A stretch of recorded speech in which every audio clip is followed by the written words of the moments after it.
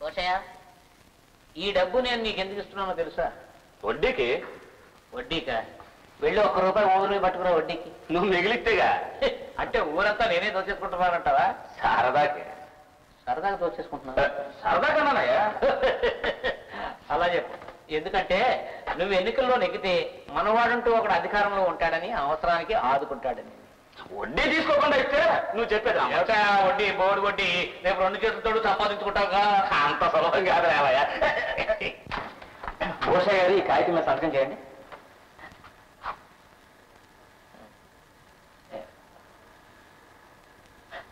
ఆ సంగతి ముందర చెప్పచ్చు కదండి.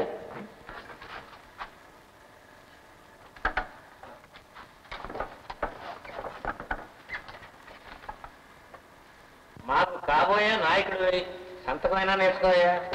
సంతగా నేర్చుకోవాలి ఎంతసేపు అయ్యా. వస్తా.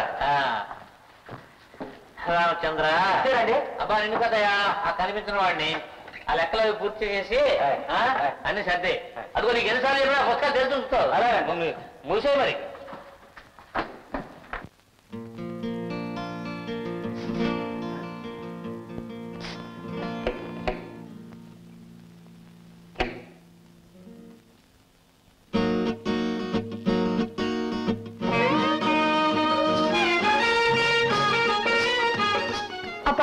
వదులు.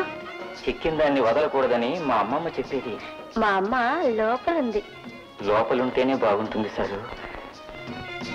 చాచి పక్క మీద సంకురాత్రి,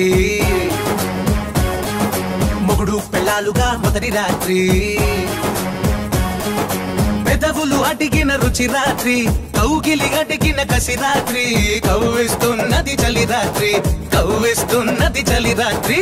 సన్నజాజి పక్క మీద సంకురాత్రి.